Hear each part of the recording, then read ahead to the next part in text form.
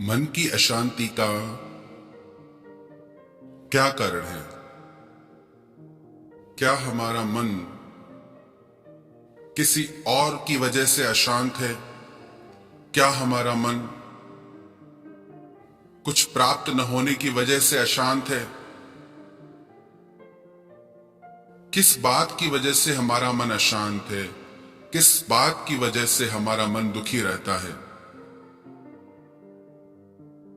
एक बात याद रखें,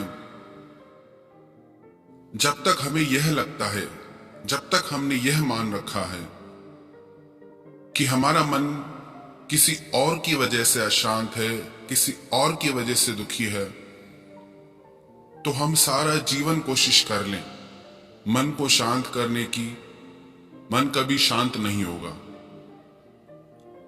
क्योंकि एक व्यक्ति हमारे अनुकूल हो भी जाए, पर पूरी दुनिया हमारे मन के अनुकूल नहीं हो सकती। कोई ना कोई ऐसा मिल ही जाएगा जो हमारे मन को अशांत कर देगा। अशांति हमारे व्यक्तित्व से आती है। जो हमारे भीतर होता है वही हमारे जीवन में आता है। एक गांव के बाहर एक महात्मा कुटिया बना के रहते थे। वहां से एक व्यक्ति गुजरा। उसने उस महात्मा से पूछा कि हे महात्मा, ये गांव कैसा है? मैं सोच रहा हूं जिस गांव में मैं रहता हूं उसको छोड़ के इस गांव में बस जाऊं। यहां के लोग कैसे हैं? यहां के लोगों का व्यवहार कैसा है? महात्मा ने कहा, मैं तुम्हारी बात का उत्तर बाद में दूंगा, पर पहले तुम बताओ, तुम जिस गांव से आ रहे हो उस गांव के लोग कैसे हैं? वो बोला कि वहां के लोग बिल्कुल भी अच्छे नहीं हैं।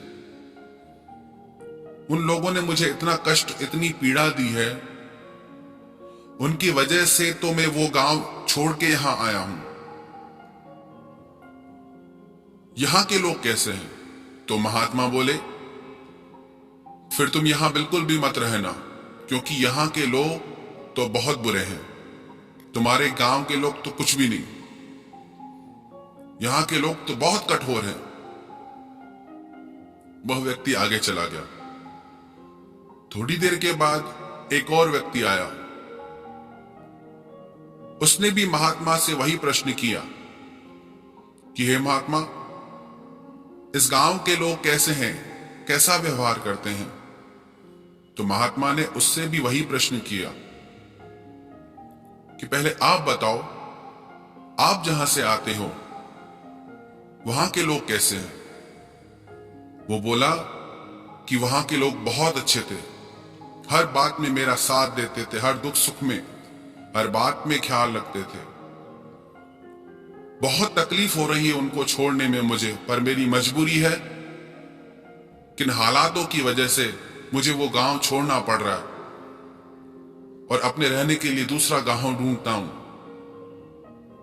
तो महात्मा बोले कि यहां के लोग आपके गांव के लोगों से भी बहुत ज्यादा अच्छे हैं। आपके गांव के लोग तो कुछ भी नहीं। फिर उन महात्मा से उनके शिष्य ने प्रश्न किया कि आपने दो अलग अलग लोगों को अलग अलग उत्तर दिए एक ही गांव के बारे में, ऐसा क्यों? तो महात्मा बोले कि अच्छाई या बुराई लोगों में नहीं, अच्छाई या बुराई देखने वाले की नजर में है। जिस इंसान को सब लोग बुरे लगते हैं, चाहे वो कहीं भी चला जाए, कितनी जगह बदल ले, पर अपना वही मन हर जगह साथ लेके जाएगा। जिस इंसान को हर जगह अच्छाई दिखती है, चाहे वो किसी भी जगह जाए, किसी भी परिस्थिति में जाए, उसको सब अच्छा ही लगेगा। एक इस तरीके के लोग होते हैं जो हर बात में शिकायत करते हैं, और एक इस तरीके के लोग होते हैं जो हर बात में भगवान को धन्यवाद देते हैं। महाभारत की एक कथा है। भगवान कृष्ण ने दुर्योधन से कहा कि जाओ पूरे शहर में जाओ, कोई अच्छा व्यक्ति ढूंढ के लाओ जिसमें कोई भी दुर्गुण नहीं हो, कोई भी बुराई नहीं हो, पूरी तरह से अच्छाई भरी हुई हो जिसमें। और युधिष्ठिर से कहा जाओ शहर में घूम के आओ और कोई बुरा व्यक्ति ढूंढ के लाओ जिसमें कोई भी अच्छाई नहीं हो। 2-4 दिन दुर्योधन भी घूमता रहा, युधिष्ठिर भी घूमता रहा। दोनों वापस लौटकर कृष्ण के पास आए, दोनों खाली हाथ। भगवान ने दुर्योधन से पूछा कि क्यों दुर्योधन, पूरे शहर में तुम्हें कोई अच्छा व्यक्ति नहीं मिला? दुर्योधन बोला क्या बताऊं मैं आपको, अच्छाई तो अभी रह ही नहीं गई है। हर जगह बुरे लोग बैठे हैं, पवित्र स्थानों में भी मुझे पाखंडी लोग ही नजर आते हैं। हर जगह ठगी और झूठ का व्यापार है, कोई अच्छा इंसान पूरे शहर में नहीं।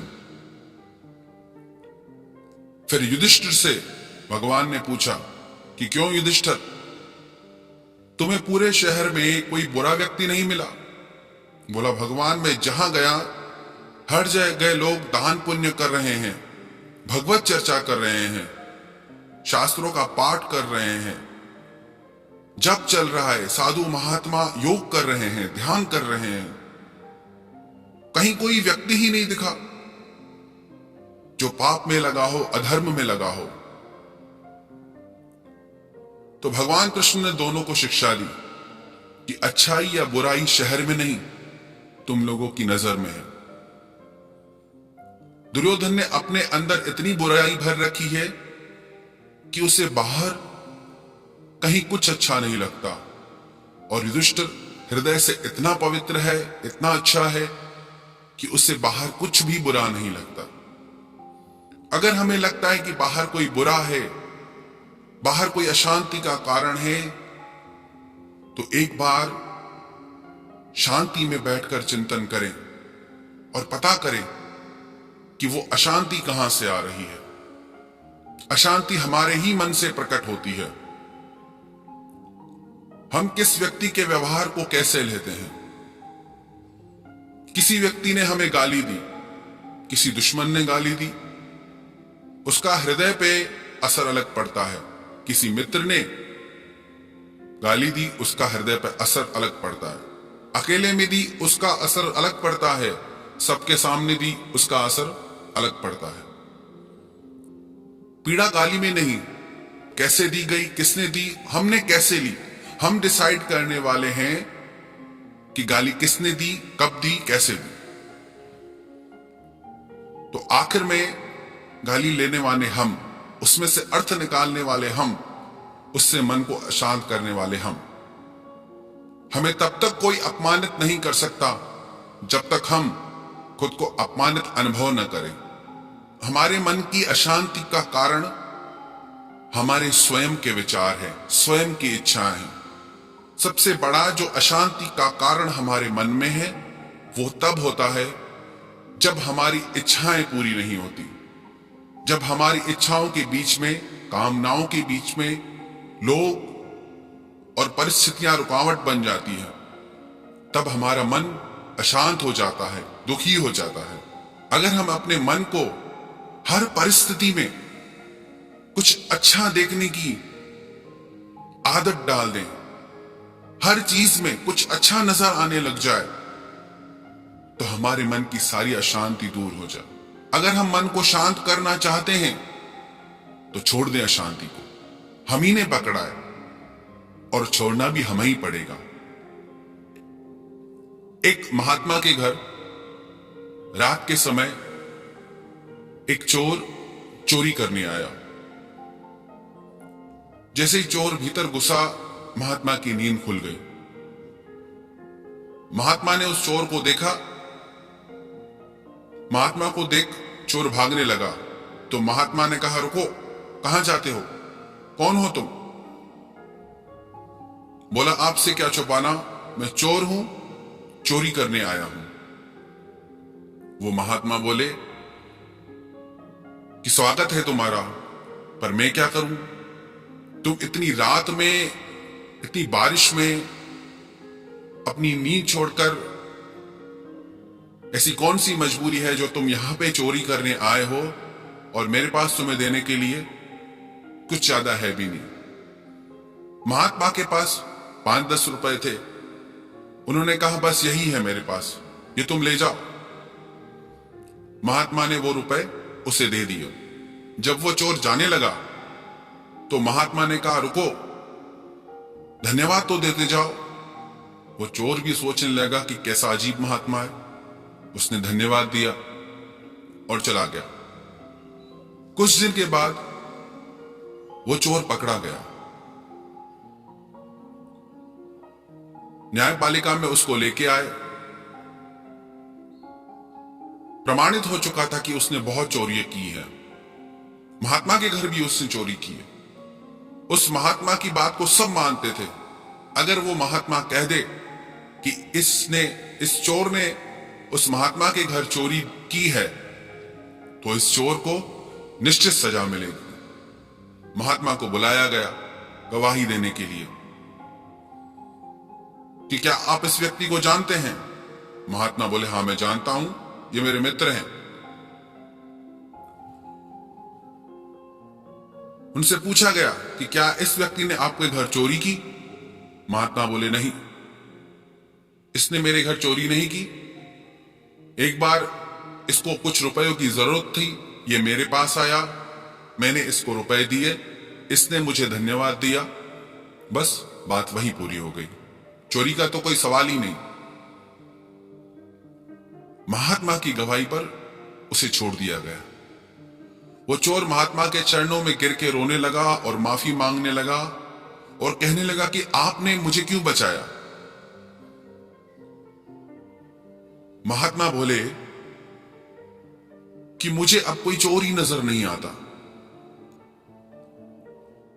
जिस दिन मेरे भीतर का चोर मर गया, तब से मुझे कोई चोर नहीं लगता, मुझे सब अच्छे लगते हैं। जब तक हमारे भीतर दुख का बीज है, अशांति का बीज है, पीड़ा का बीज है, तब तक बाहर लोग कैसे भी बदल जाएं, चीजें कैसे भी बदल जाएं, हम सुखी नहीं हो पाएंगे।